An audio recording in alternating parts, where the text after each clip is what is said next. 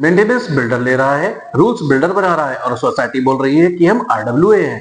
सवाल ये है कि बिल्डर सोसाइटी और आरडब्ल्यूए में क्या फर्क होता है और कौन सा बायर के लिए ज्यादा सेफ होता है।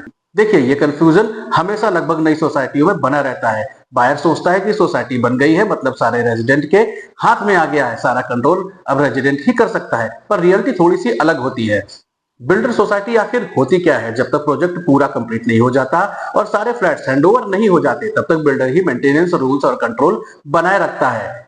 इस फेस में मेंटेनेंस अमाउंट बिल्डर डिसाइड करता है, स्टाफ बिल्डर अपॉइंट करता है, अकाउंट्स बिल्डर के कंट्रोल में होता है, रेजिडेंट का डिसीजन मेकिंग पावर बहुत ही लिमिटेड होता है। इसमें कॉमनली बिल्डर मेंटेनेंस फेस बोला जाता है। आरडब्ल्यूए आखिर क्या होती है? आरडब्ल्यूए मतलब रेजिडेंट वेलफेयर एसोसिएशन। जब प्रोजेक्ट लार्जली कंप्लीट हो जाता है, मेजॉरिटी फ्लैट सोल्ड और ऑक्युपाइड हो जाते हैं, बिल्डर कॉमन एरिया रेजिडेंट को हैंडओवर कर देता है।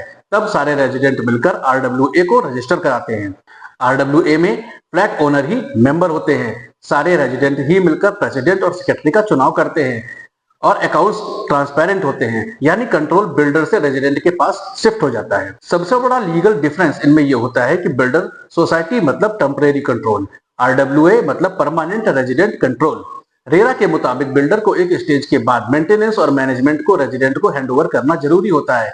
बिल्डर लाइफ लॉन्ग कंट्रोल अपने पास नहीं रख सकता है। कॉमन सा मिथ जो हमेशा बायर्स के बीच में बना रहता है कि बिल्डर सोसाइटी ही फाइनल होती है, आरडब्ल्यूए बनाना ऑप्शनल है। बिल्डर चाहे तो कंट्रोल अपने पास रख सकता है, लेकिन सच ये है कि बिल्डर को कंट्रोल लिमिटेड टाइम तक अपने पास रखना होता है। बिल्डर आखिर कब गलत करता है? बिल्डर इलीगल हो जाता है जब आरडब्ल्यूए बनने के बाद भी कंट्रोल ट्रांसफर नहीं करता है, अकाउंट सिंकिंग फंड को ट्रांसफर नहीं करता है, वन साइडेड रूल हमेशा सोसाइटी मेंबर के ऊपर इंपोज किया करता है।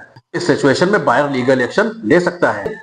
बायर को आखिर ध्यान क्या देना चाहिए? एग्रीमेंट में हैंडओवर क्लॉज चेक करें, मेंटेनेंस ब्रेकअप लिखित में मांगे, आरडब्ल्यूए फॉर्मेशन का टाइमलाइन जरूर ले, common area transfer documents verify कराएं। याद रखिए, सोसाइटी बिल्डर की नहीं रेजिडेंट की होनी चाहिए। बिल्डर सोसाइटी एक टेम्परेरी अरेंजमेंट है, आरडब्ल्यूए रेजिडेंट का परमानेंट अधिकार है। जिस दिन आरडब्ल्यूए आई, उसी दिन बायर सच में ऑनर बन जाता है।